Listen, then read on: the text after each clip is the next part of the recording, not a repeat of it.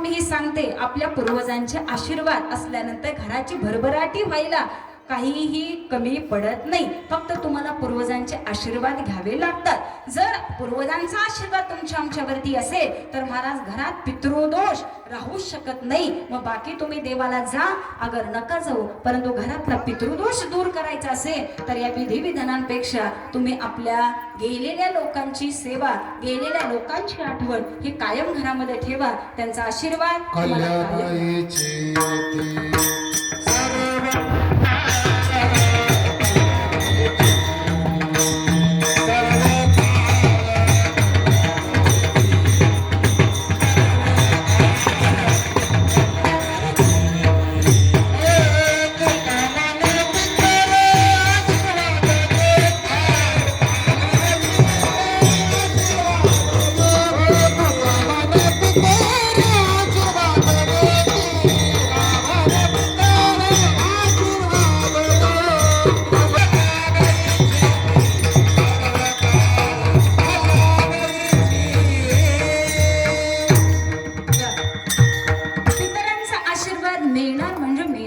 जाता जाता ही गोष्ट सांगून जाते.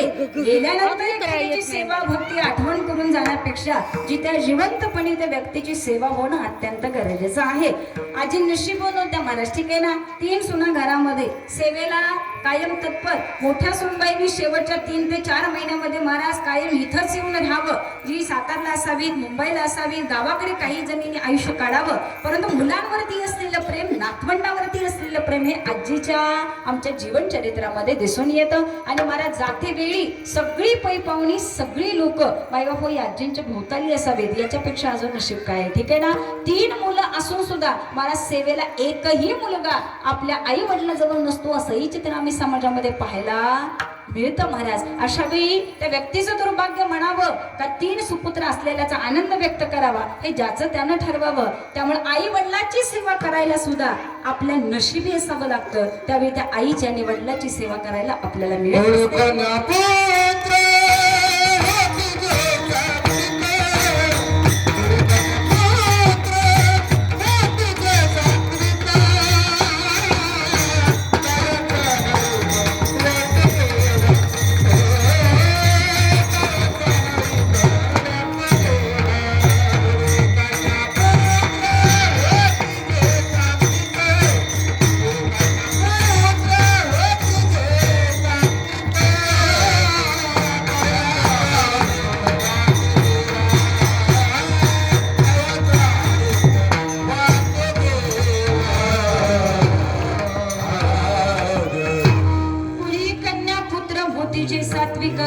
तयाचा हरी का वाटे देवा.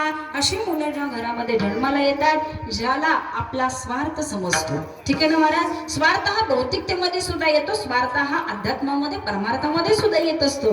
परंतु परमार्थाचं जीवन साध्य करण्याकरता त्या व्यक्तीला आपला स्वार्थ पाहावाच लागतो. आपले सद्गुरू काय सांगतात, गुरु काय सांगतात, पूर्वज काय सांगतात या गोष्टींवरती आमचं लक्ष असलं पाहिजे महाराज, ठीक आहे ना. आणि या गोष्टी शिकवण्याकरता घरात मोठी माणसं असणं अत्यंत गरजेचं आहे. ज्यावेळी ही लोक घरामध्ये नसतात ना महाराज त्यावेळी आम्हाला या व्यक्तींचा कमीपणा भासून येतो. जोपर्यंत ही माणसं घरामध्ये आहेत तोपर्यंत त्याला लोक किती किंमत देतात हे माहिती नाही. परंतु आपल्या माणसाची किंमत आपल्याला कळणं अत्यंत गरजेचं आहे. गावानं कौतुक करावं, समाजानं कौतुक करावं, त्यावेळी घरातल्या व्यक्तीला समजतं अरे अरे अरे आपल्या माणसाची प्रतिष्ठा बाहेर काहीतरी वेगळी होती. परंतु महाराज गावामध्ये प्रतिष्ठा निर्माण करण्याकरता, समाजामध्ये प्रतिष्ठा निर्माण करण्याकरता आपलं वागणं, आपलं व्यक्तिमत्व, आपला स्वभाव सुद्धा तसा असावा लागतो. कारण समाज उगीच कुणाचं आता कौतुक करायला रिकामा राहिलेला नाही. म्हणून एखाद्याचं कौतुक होतं म्हणून सुद्धा काही लोकांना त्रास होतो आणि एखाद्या व्यक्तीला समाज वाईट बोलतो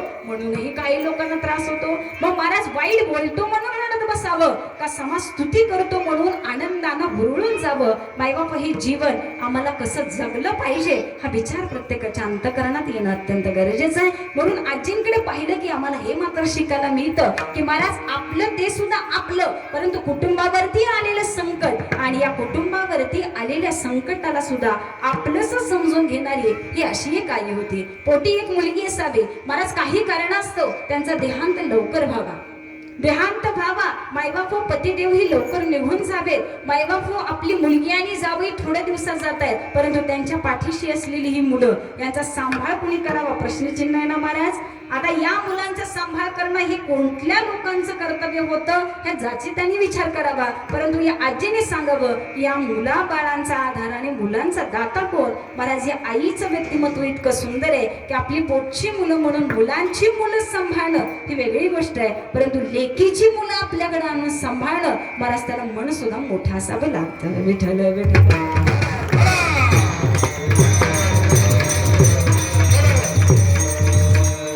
जीवन असतं साधू संतांचं, बारके नाही का, गोड चिंतन. हे वागतो कोण आणि हे जगतो कोण. साधू संतांना कुणी नाही महाराज. जगद्गुरु तुकोबरायांनी सुद्धा जीवन जगलं, परंतु जगद्गुरु तुकोबरायांचं जीवन हे स्वतःच्या कुटुंबाकरता नव्हतं, ते समाजाकरता होतं महाराज. ठीक आहे ना. अवतार तुम्हा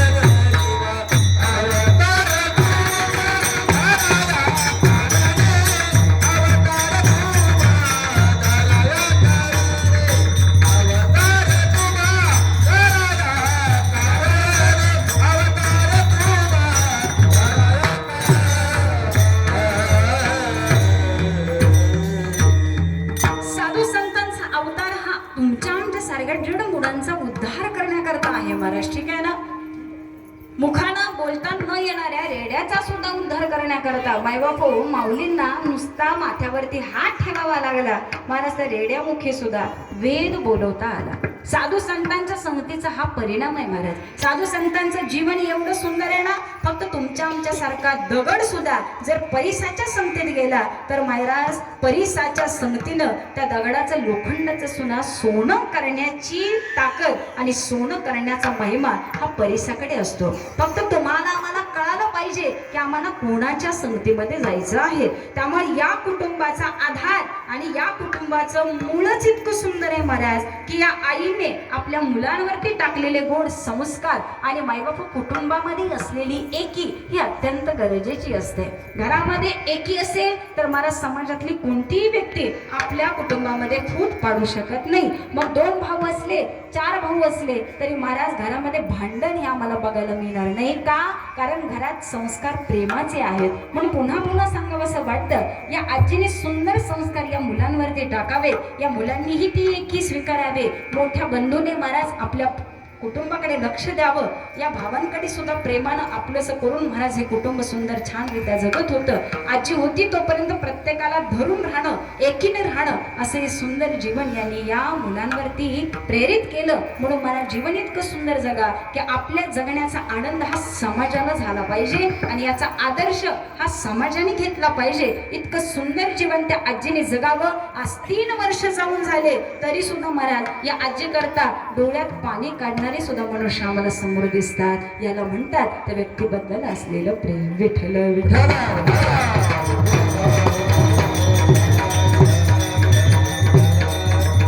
महाराज जीवन कसं असावं? कबीरा जब हम पैदा हुए जग हंसे हमारोए, ऐसी करनी कर चले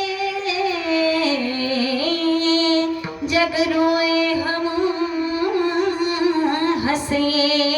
जन्माला आल्यानंतर बाळ रडतं आणि तुमच्या आमच्या सारख्या व्यक्तींना आनंद होतो, समाज आनंद व्यक्त करतो. परंतु जीवन इतकं सुंदर जगा की मला जाताना आपण हसत जायचं, परंतु हा समाज मात्र रडला पाहिजे.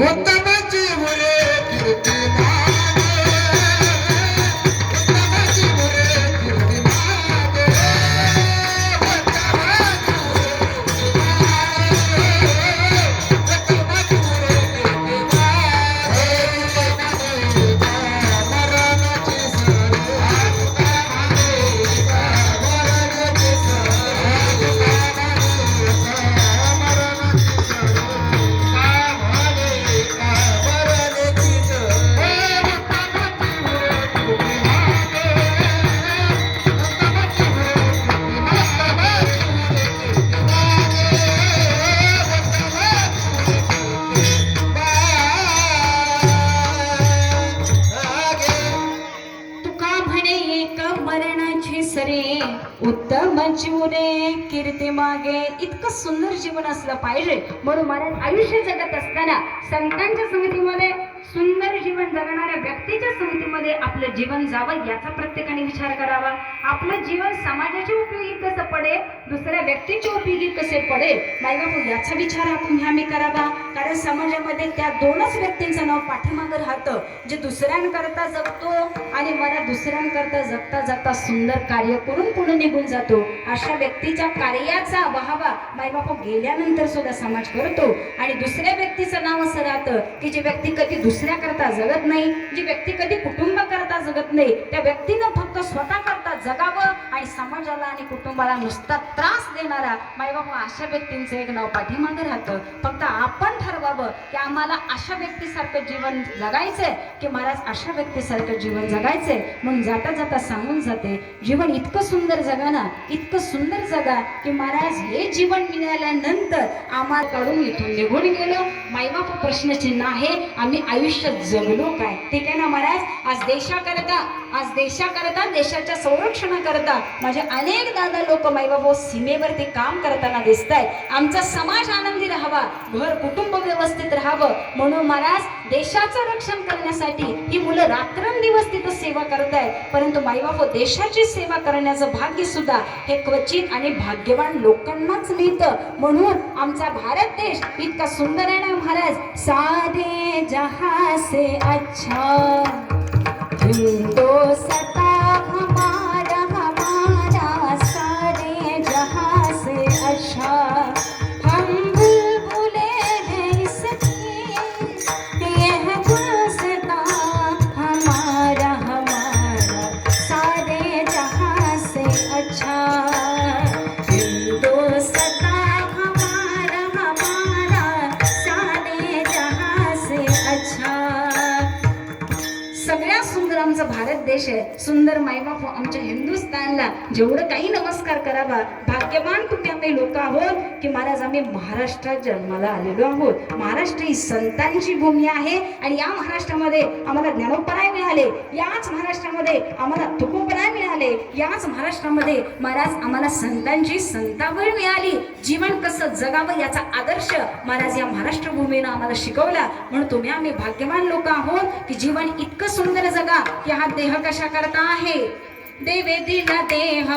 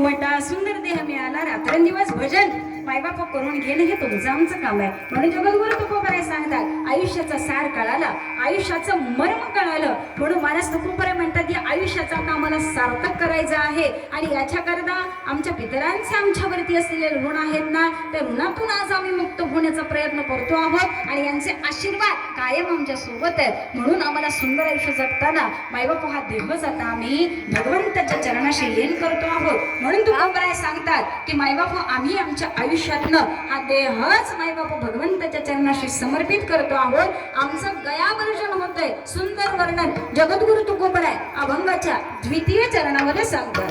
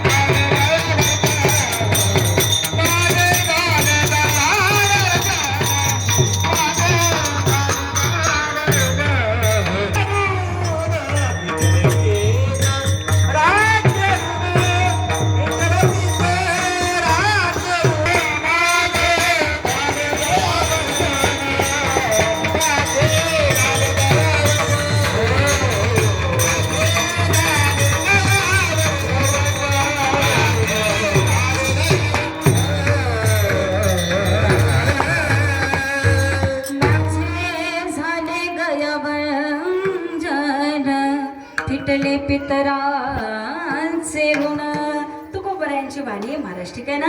आमचं गयावर्जन व्हावं. आयुष्यामध्ये मायबाप आपल्या पितरांकरता आणि आपल्या व्यक्ती करता ज्यावेळी महाराज हा पिंडदानाचा कार्यक्रम त्या विधीच्या दिवशी होत असतो त्यावेळी तिन्ही मुलं दोन्ही मुलं जो कोणी असेल तो महाराज मायबाप विधीला बसवलं जातं.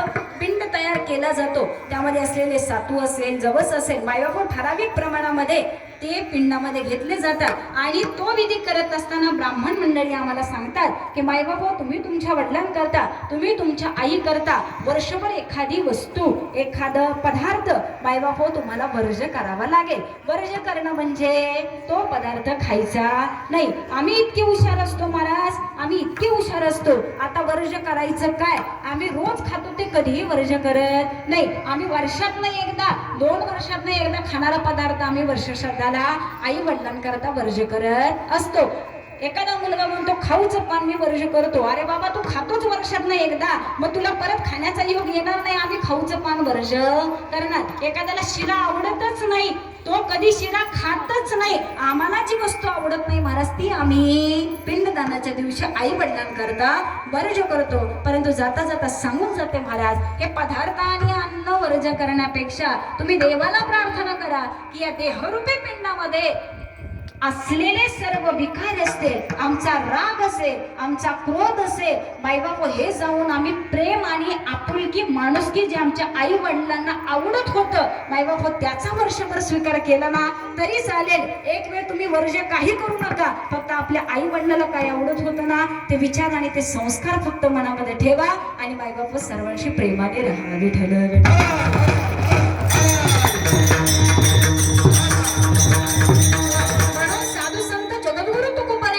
सांगावं की महाराज आयुष्यामध्ये ती गोष्ट वर्ज करा जी आमच्या साधू संतांना आवडत नव्हती. जी गोष्ट आमच्या आई वडिलांना कधी आवडली नाही. आमच्या आईला जर परक्याची मुलं सुद्धा आपली वाटत होती मायबाप शेजारच्या मुलाला सुद्धा प्रेम देणारं व्यक्तिमत्व हे क्वचित बघायला मिळतं. अन्यथा आपल्या मुलांवरती कुणीही प्रेम करतं महाराज. ठीक आहे ना. आपल्या मुलांवरती कुणीही प्रेम करतं परंतु ज्याला आई वडील नाही मायबाप ज्याला खाण्यापिण्याचे वांदे आहेत अशा लोकांना सुद्धा आपलंसं समजून महाराज या मुलांचा सांभाळ करणारी अशी ही व्यक्तिमत्व समाजामध्ये बघायला मिळतात. म्हणून महाराज त्या मुलांच्या आयुष्यामध्ये असं व्यक्तिमत्व हे देवाच्या स्वरूपामध्ये आपल्या आयुष्यात येत असतं. म्हणून जाता जाता सांगून जाते, उगीच मंदिरामध्ये जाऊन पांडुरंग परमात्म्याच्या दर्शनाला 6-7 तास लाईन मध्ये उभं जाऊन राहू नका. त्यापेक्षा घरात असलेल्या आई वडिलाला स्वीकारा, आई वडिलाची सेवा करा. अहो जी आई कॉटवरती 6 महिने झाले पडलीये, परंतु मुलाला नोकरीच्या आणि पैशाच्या नादामध्ये आई वडिलांना भेटायला यायला सुद्धा वेळ नाही. महाराज त्यावेळी आम्हाला असं वाटतं की त्या मुलाला जन्म देऊन आईनं चुकीचं केलं, वंश वाढवला, हे तिच्याकडून चूक झाली का माईबाप मुलगा झाला म्हणून 5 ते 10 किलो पेढे वाटणारे हेच आई वडील महाराज आम्हाला समोर दिसतात. परंतु ज्यावेळी मुलगा हवा होता त्यावेळी मुलगा मिळाला नाही. सांगण्याचं तात्पर्य असं, जगद्गुरु तुकोबाराय सांगतात, सुंदर आयुष्य मिळालं, सुंदर मानव देह मिळाला, परंतु या मानव देहामध्ये आम्हाला नक्की करायचं काय होतं हे ज्याला कळालं नाही महाराज, आयुष्य असंच वायाला गेलं. म्हणून तुकोबाराय सांगतात, आयुष्य वायाला घालवू नका, मृत्यू तुमच्या समोर काळाच्या रूपामध्ये उभा आहे. महामृत्यू येण्याच्या अगोदर सावध व्हा, सावध व्हा, कारण आयुष्य हे निघायला चाललेलं आहे. आयुष्य खातो काळ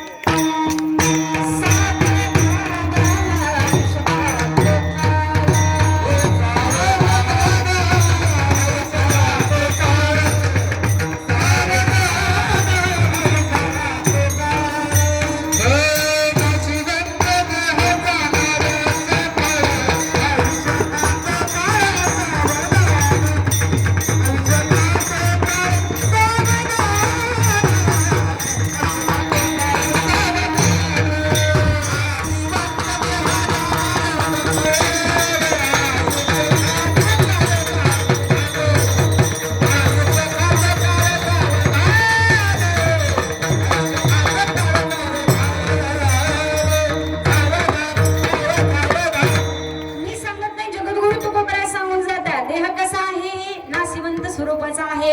एक ना एक दिवस तो जाणार महाराज. या देहावरती तुम्ही कितीही प्रेम करा, एखाद्या व्यक्तीचं आयुष्य फक्त स्वतःवरती प्रेम करण्यामध्ये निघून तर आयुष्य जगायला लागतं किती हो, इतभर पोटासाठी महाराज. या आयुष्याचा सगळा थाट मान घालावा लागतो. खायला लागतं किती, एकदा ताटावर बसला तर एखादा मनुष्य महाराज 1 ते 2 भाकरीच्या वर जास्तीचं काही खात नाही. थोडासा वरती भात घेईल, वरण घेईल, परंतु जेवढी भूक आहे तेवढंच खाईल. जास्तीचं खायला गेलं तर त्याचाही त्रास होईल आणि जर खाण्याचा प्रयत्न केला तर डॉक्टरांकडे जाण्याशिवाय पर्याय नाही. मग हे उद्योग वाढवून घेण्यापेक्षा आम्हाला जेवढं लागतं तेवढंच महाराज आम्ही खातो. ठीक आहे, अंगावर साडी नेसायची आहे, मायबापू अंगावर साडी नेसायचे, अंग झाकायचंय. मायबापू साड्या किती असाव्यात, वर्षात 4 साड्या असल्या तरी महाराज आम्ही छान जीवन जगू शकतो. ठीक आहे ना.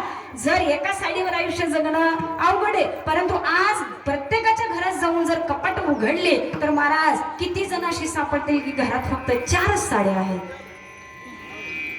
जगायला काय लागतं महाराज, थोडक्यात सुद्धा आम्ही आयुष्य जगू शकतो, परंतु त्या साड्यावरी, त्या दागदागिन्यांवरी, आमच्या गाड्यांवरी, आमच्या बंगल्यांवरी आणि सुंदर अशी संपत्ती साठवण्यावरी आयुष्य निघत चाललेलं आहे महाराज. ठीक आहे ना.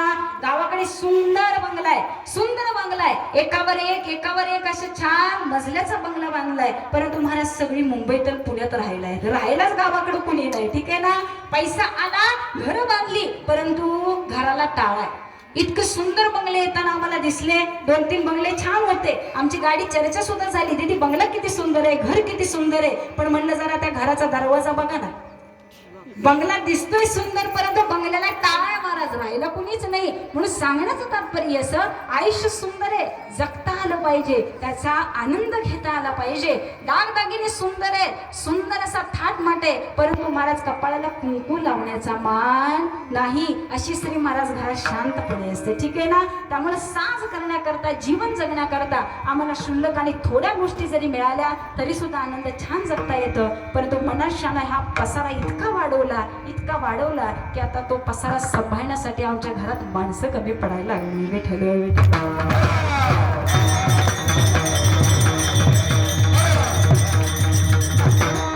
या जुन्या मंडळीने आम्हाला हा आदर्श घालून दिला की तुम्ही एकीनं राहा, तुम्ही एकत्र राहा, आपल्या माणसावर प्रेम करायला शिका. गावात मस्त सगळ्या लोकांना गोडीनं राहता येते, सगळ्या लोकांना आपलंसं करता येते, परंतु घरात महाराज एक माणूस नव्हे स्वतःची बायको सुद्धा नीट बोलत नाही हो. याला काय अर्थ आहे का? आम्हाला घरातून प्रेम देता आलं पाहिजे, त्यावेळी त्या समाजातील प्रेमाला किंमत आहे. म्हणून महाराज स्वतःनी सगळ्यांना आयुष्य इतकं छान जगा की आपल्या सुनेनं आपल्याला किंमत दिली पाहिजे, त्या सुनेला सासूने किंमत दिली पाहिजे, आपल्या सासू सासऱ्यांनी सुनांचा मुलांचा मायबाप कौतुक सोहळा केला पाहिजे. अन्यथा गाव मायबाप गोड बोलते, परंतु घरात मात्र एकाच तोंड एकीकडं, याला काही अर्थ नाही. म्हणून तुकोबाराय म्हणतात हे प्रेम महाराज इतकं वाढवा, परंतु या प्रेमाशिवाय आयुष्यामध्ये समाधान सुद्धा नाही महाराज. ठीक आहे ना? आणि हे समाधान वाढवण्याकरता आम्हाला नामस्मरणाच्या नादी लागणं अत्यंत गरजेचं आहे. म्हणून मायबाप रात्रंदिवस भजन करता आलं पाहिजे, रात्रंदिवस देवाच्या स्मरणात राहता आलं पाहिजे. मग तुम्ही काय करा, सदा नाम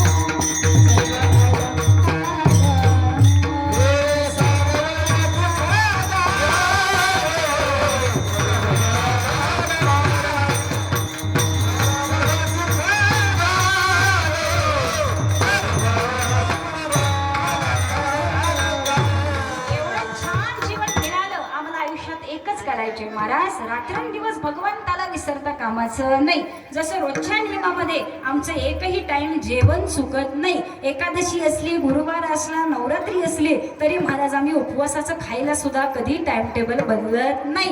दिवसाचं ठरलेला नाश्ता, दिवसाचा चहा, दिवसाची भाकरी, रात्रीचं जेवण जे ठरलेलं आहे ते महाराज आम्ही वेळेवर करतो. मग देवाचं नामस्मरण आणि भजन पूजन करता आमच्या आयुष्यामध्ये ठराविक वेळ का असू नये? मायबाप याचाही प्रत्येकाने विचार करा, कारण आयुष्य एकदा आहे. केलेलं नाम फक्त सोबत येईल, अन्यथा इथं मांडलेला सगळा थाटमाट हा संसार मायबाप जागेवर राहणार हे प्रत्येकाला ज्ञात आहे. परंतु हे माहिती असून सुद्धा किती जण देवाच्या नादी लागले, किती जण देवाचं भजन करतात आणि किती जण देवाला आपलंसं करतात. म्हणून महाराज आयुष्य इतकं सुंदर मिळालं हे जगद्गुरु तुकोबारायांना कळालं. देहाचा काय वापर व्हावा, इंद्रियांचा काय वापर व्हावा हे जगद्गुरु तुकोबारायांना कळावं. आता आम्हाला फक्त देवरूप होऊन जायचं आहे आणि आयुष्याचं सार्थक करायचं आहे. आता आम्हाला कोणाची फिकीर नाही. आमचं आयुष्य सुंदर जगण्याकरता आता हा देहच आम्ही पिंड स्वरूपाच्या रूपामध्ये देवाला दान करतो आहोत. आणि हे मेल्यानंतर आपला मुलगा वडिलांचं पिंडदान करत असतो.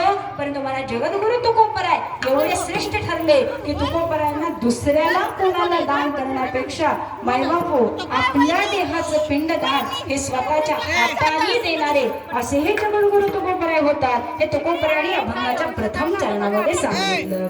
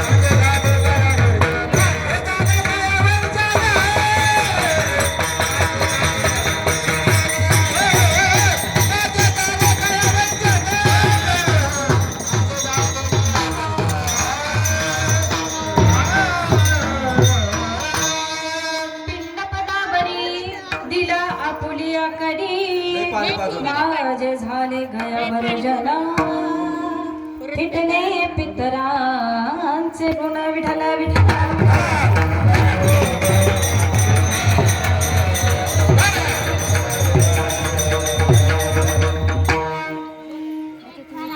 सुंदर जीवन मिळालं मला, ठीक आहे ना.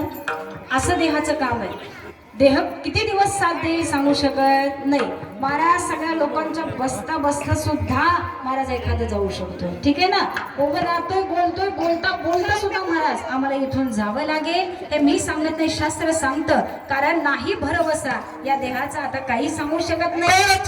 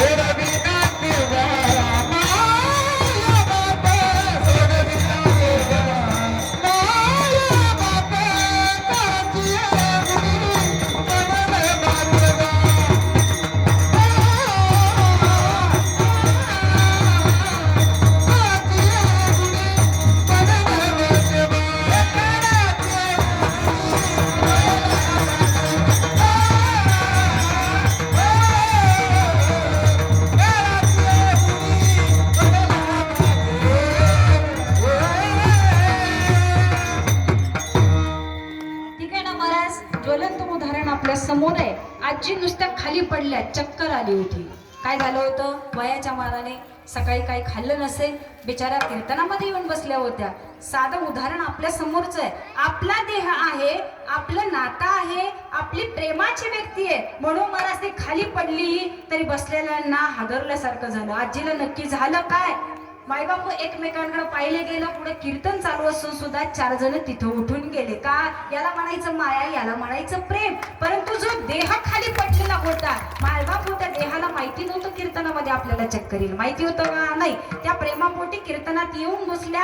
आजींच्या कोणीतरी नातलग असतील, आजींवर प्रेम करणारा तो देह असे, म्हणून महाराज इतकं वय होऊन सुद्धा आज त्या कीर्तनामध्ये येऊन बसल्या. त्यांच्या पुण्याईनं त्यांना कीर्तनात आणलं खरं, परंतु महाराज कीर्तन सुद्धा प्रत्येकाला सगळं ऐकायला मिळेल. मायबाबू याच्याकरता सुद्धा पुण्य असावं लागतं. हा देह जर आम्हाला कीर्तनामध्ये बसून देणार नसेल, महाराज बसलं की गुडघे दुखायला लागले, मांडी घालून बसता येत नाही, 2 तास आम्हाला जमणार नाही. मायबाबू हा देह आम्हाला परमार्थामध्ये सुद्धा टिकू देत नाही. म्हणून जाता जाता सांगून जाते, सुंदर देह मिळाला होता ना, जोपर्यंत इंद्रिय चांगली होती तोपर्यंत परमार्थ करायला शिका. कारण एकदा का या देहानं साथ सोडायला सुरुवात केली की महाराज आम्ही परमार्थ करू शकत नाही. परंतु होतं उलट, आयुष्यामध्ये जगत असताना हा देह सगळं संसाराच्या कामी लागला. का, कारण संसार करता करता देह इतका निकामी झाला की महाराज कीर्तनात नव्हे, आज आम्ही जपाला जरी बसलो तरी महाराज 2 मिनिटं सुद्धा आम्ही जपाची माळ हातामध्ये धरू शकत नाही. कारण आता हा हात सुद्धा आम्हाला जप करण्याकरता साथ देत नाही. म्हणून सुंदर असे डोळे मिळाले ना, तोपर्यंत मायबापू सुंदर देवाचं रूप बघायला शिका, ठीक आहे ना. सुंदर कान मिळाले, तुम्ही ऐका रे कान माझ्या विठोबाचे गुण, डोळे तुम्ही घ्या रे सुख पहा विठोबाचे मुख.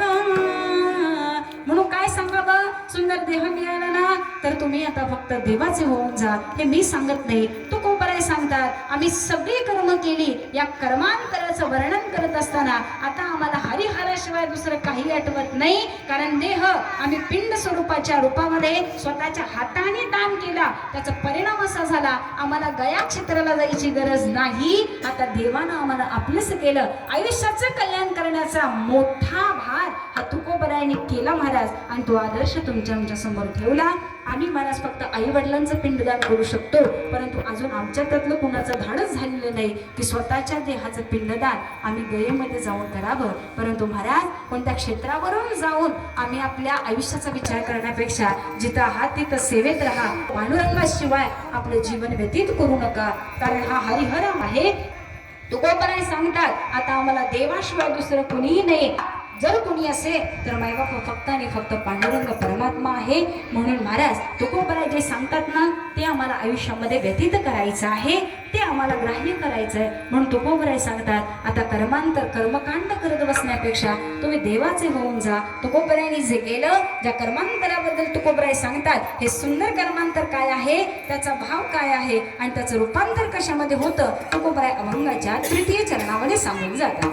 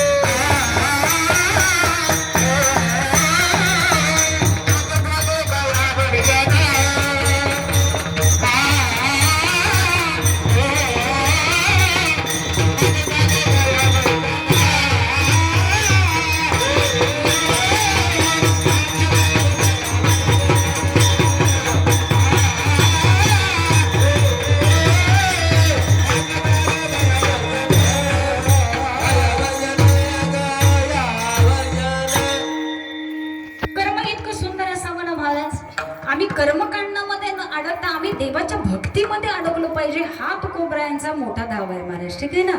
आज आम्ही कर्मकांडामध्ये इतके अडकलो, देवाला गेलं पाहिजे, देवाची पूजा झाली पाहिजे, माणुसकी जपली पाहिजे. आम्ही फक्त देवाला उदबत्ती लावण्यामध्ये, फुलं घालण्यामध्ये, रांगोळी काढण्यामध्ये, दिवाबत्ती करण्यामध्ये अडकत राहिलो. परंतु महाराज जे देवाला आणि साधू संताला हवं आहे ते आमच्याकडे कितपत आलं याचा विचार मायबाप प्रत्येकाने केला पाहिजे. ठीक आहे ना. कारण मानवा तू सत्य नीती सोडू नको रे, मानवा तू सत्य नीती सोडू नको रे, वचन आई बापाचे मोडू नको रे, वचन आई बापाचे मोडू नको रे. आयुष्य जगताना या गोष्टींकडे आम्हाला पाहिलं पाहिजे. ज्या आई वडिलांनी गोड संस्कार दिले हे मी सांगत नाही, साधू संत सांगत महाराज. ठीक आहे ना. म्हणून आम्हाला आता कोणतीही तीर्थक्षेत्र करायची गरज नाही. घरात असलेल्या आई वडिलांची सेवा करा आणि मायबापू आई वडिलाला पांडुरंग परमात्मा स्वरूप जपा. मायबापू याचा सुंदर आदर्श भक्त पुंडलिक नावाचा भक्त आहे महाराज. ठीक आहे ना. आई बापाची केली सेवा सारे पाप झाले नष्ट, तो भक्त पुंडलिका होता पापी आणि दुष्ट, आई बापाची केली सेवा सारे पाप झाले नष्ट. फक्त आई वडिलाच्या सेवेचा महाराज हा परिणाम असेल आणि देव भेटायला येत असेल तर महाराज भक्ताचा आणि भक्तीचा काय महिमा आहे याचं उदाहरण तुमच्या आमच्या समोर आहे महाराज. ठीक आहे ना. वडिलांना मुलीनं हाक मारावी, मुलीच्या प्रेमात इतकी ताकद आहे ना महाराज. माझे जगद्गुरु तुकोबरायांना वैकुंठाला गेल्यानंतर सुद्धा पुन्हा पृथ्वी तलावरती बोलवणारी त्यांची भागीरथी नावाची मुलगी होती महाराज. ठीक आहे ना. एका भक्ताचा, एका मुलीचा वडिलांवरती असलेला जीव आणि प्रेम आम्हाला इथे दिसून येतं महाराज. ठीक आहे ना. तुकोबरायांना वैकुंठाला जायचं होतं, भागीरथीने तुकोबरायांना आपल्या घरी जेवायला बोलवायचा हा हट्ट मायबाप त्या मुलीने पकडावा. परंतु मुलीला अचानक कळतं की आपले वडील वैकुंठाला निघून गेले. मायबाप भागीरथीला हे आवडलं नाही. मायबाप काय सांगावं, तिनं फोन केला, देवा जोपर्यंत माझे वडील माझ्या घरी जेवायला येत नाही तोपर्यंत मी अन्न पाणी ग्रहण करणार नाही. कोण बोलते महाराज? तुकोबरायांची मुलगी बोलते. आणि वडिलाचं आणि मुलीचं हे प्रेम आम्हाला इथं दिसून येतं. मायबाप देवाला सुद्धा त्या मुलीचा हट्ट पूर्ण करावा लागला. वैकुंठामध्ये असलेल्या तुकोबरायांना मुली करता मायबाप तिच्या जवळ यावं लागलं. वडील घरामध्ये आलेले माझ्या वडिलांना चहा करायचा आहे. बाबा 1-2 मिनिटं थांबा, मी चहा करते. वैकुंठाला गेलेले वडील माघारी आलेत बरं का. आणि हे तुकोबरायांच्या काळातच होणार, तुकोबरायांच्या बाबतीतच होणार. आज आम्ही जर म्हणलं आई मला तुम्हाला जेवू घालायचे, तुम्ही माघारी या, आम्ही देवाला 4 वेळा टाहो बोललं तरी महाराज आजी माघारी येतील का नाही सांगू शकत नाही. आमचं प्रेम आहे, आमची माया आहे, परंतु देवावरती असलेली भक्ती आणि ती एकनिष्ठता ती आमच्याकडे आहे की नाही हे मात्र तपासून पाहावं लागेल. विठ्ठल विठ्ठल.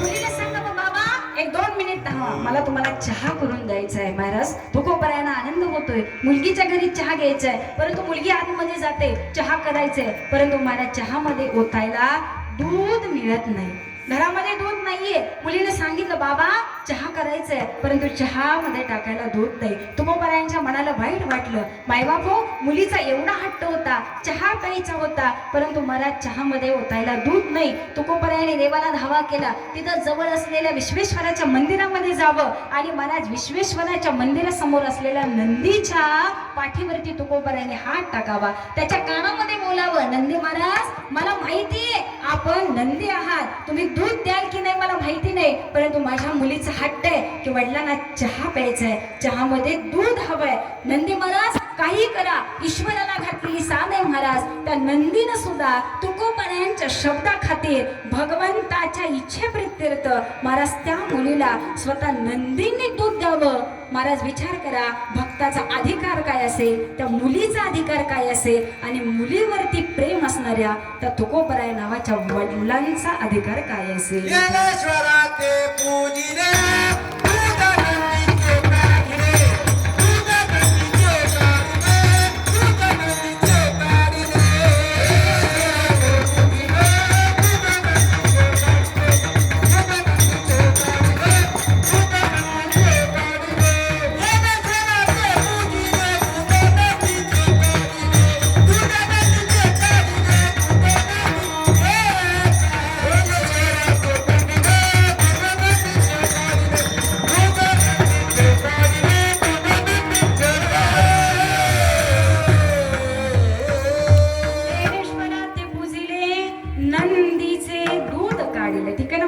मुली करता तुकोबरायाने देवाला सांगावं आणि नंदीने ते दूध द्यावं. महाराजचा खूप मोठा अधिकार आहे. म्हणून आई वडिलाची सेवा, आई वडिलाचं प्रेम महाराज या जगामध्ये काहीही बदलू शकतं. म्हणून देवाला आपलंसं करायचं असेल तर देवावरती फक्त प्रेम करायला शिका. ते प्रेम तुम्हाला आई वडिलावरती करता आलं पाहिजे. आई वडिलाचं प्रेम हे साधू संतांवरती प्रेम केल्यासारखं आहे आणि साधू संतांवरती केलेलं प्रेम हे साक्षात देवावरती प्रेम केल्यासारखं आहे. म्हणून जीवनामध्ये आल्यानंतर तुमच्या आमच्यावरती 3 ऋण अतिशय महत्वाचे असतात. पहिलं ऋण मायबाप देवाचं ऋण, त्याला देव ऋण म्हणतात. दुसरं ऋण साधू संतांचं ऋण, त्याला साधू ऋण म्हणतात. आणि तिसरं ऋण आपल्या आई वडिलाचं ऋण की मायबाप या ऋणातून मुक्त होण्याकरता मायबाप तुम्हा मला प्रयत्न करावाच लागेल आणि त्याच्यातून मुक्त होण्याकरता हा घातलेला सर्व खटाटोप आहे. याला फक्त आजीवरती असलेलं प्रेम आणि त्या प्रेमाप्रित्यर्थ त्या आजीच्या पुण्यस्मरणाला नामस्मरण व्हावं, कीर्तन व्हावं, हा हृदयामध्ये येणारा भाव आहे महाराज. ठीक आहे ना. आणि जाता जाता सांगून जाते, पितरांची शुद्धता, पितरांची संतुष्टता एकाच गोष्टीनं होऊ शकते. त्याला तुम्ही खायला किती घालता, अन्नदान किती करता, याच्यापेक्षा त्या पितरांकरता तुम्ही नामस्मरण आणि भजन किती करता. मायबाबा त्या भजनाचं दान, त्या नामस्मरणाचं दान, कीर्तनाचं दान मायबाबा त्या पितरांना अतिशय आनंद देऊन जातं. कारण या आत्म्याला आनंद हा फक्त नामाने होत असतो. म्हणून त्या आजी जाऊन 3 वर्ष झाले, परंतु महाराज त्यांचा आत्मा वेळ काय बघतोय की माझ्यानंतर की आजही मला विसरलेली नाही. महाराज त्या माऊलीला काय आनंद होत असेल फक्त तुमचा तुम्ही विचार करा. अहो साधा आम्ही बारशाला गेलो, लग्नाला गेलो, आमचा पाहुणचार छान झाला आणि चुकून आमच्या पदरी जर 3 ते 4 हजाराची साडी आली तर महाराज आम्ही इतकं खुश होतो. काय ते अहो माझ्या सत्याने कधी मला 1000ची साडी घेतली नाही, परंतु त्या पाहुणेने मला 3000ची साडी घेतली. नुसतं साडी आणि कापड बघून आम्ही इतकं खुश होतो. तर विचार करा, आज जाऊन 3 वर्ष झाले, परंतु 3 वर्षानंतर त्या माऊलीसाठी इथं कीर्तन होतंय, भजन होतंय, नामस्मरण होतंय, एवढा समाज गोळा होतोय, त्यांच्याबद्दल प्रेम व्यक्तता होते, त्यांचं नाव काढलं जाते. त्या आजीला केवढा आनंद झाला असेल.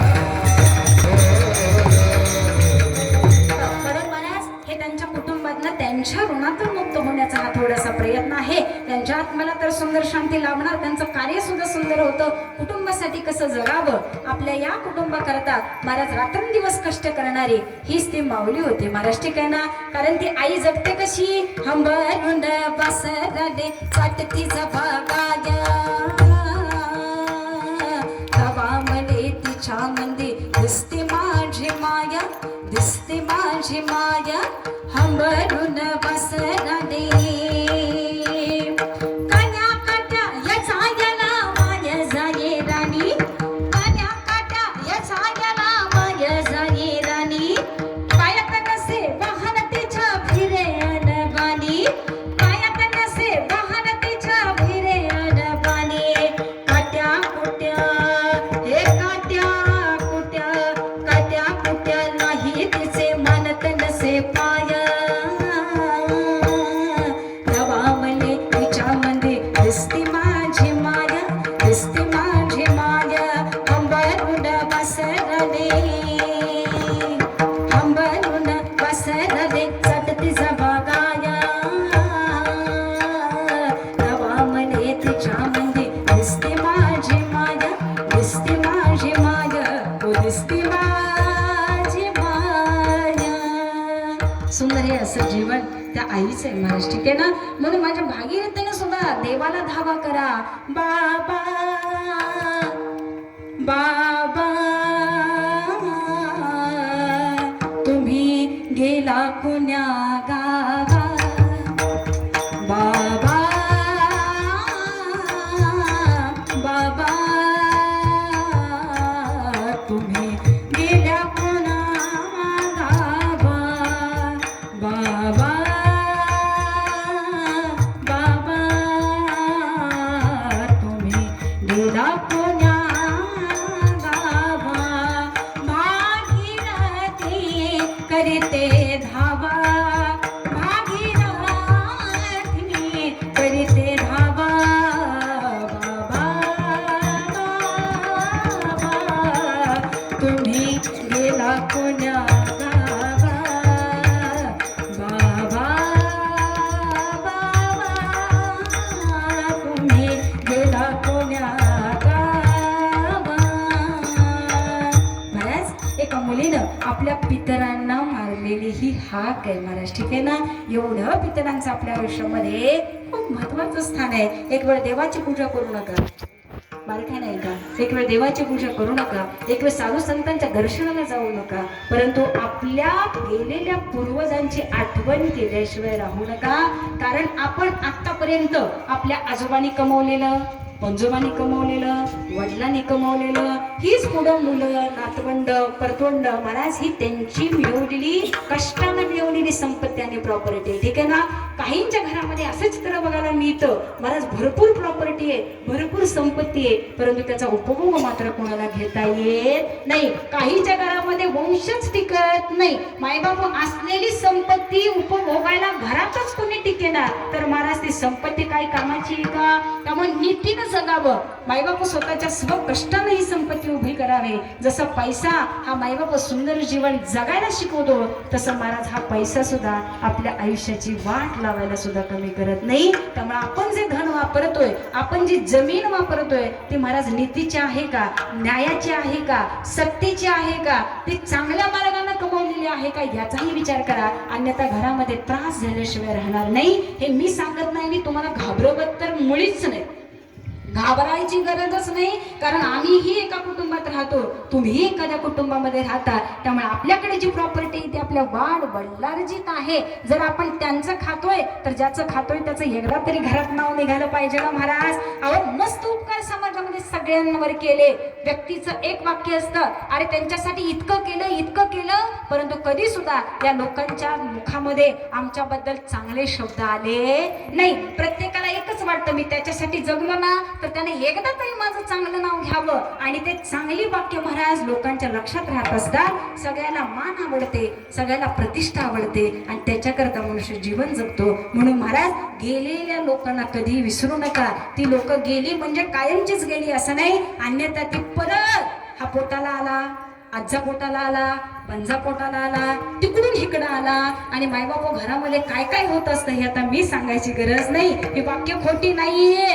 आजा येऊन गेला, आजी आली, पणजी आली, मग त्या मुलांचे फक्त तुम्ही वागणं आणि मुलांचे स्वभाव बघा. मायबाप होती नाही तुम्हाला नीट खाऊ देणार, म्हणून जाता जाता सांगून जाते सुंदर आयुष्य जगा, नामस्मरणात जगा. आणि यांना खुश करण्याकरता जाता जाता तो मंत्र पण देऊन जाते की तुम्ही नामस्मरणानं त्यांना जेवढा आनंदी ठेवाल तेवढं कशाने ठेवू शकत नाही. म्हणून प्रेमाने सर्वांनी हात वर करा आणि त्या आजींकरता 2 नामस्मरण करू आणि कीर्तनाची सांगता करू. विठोबा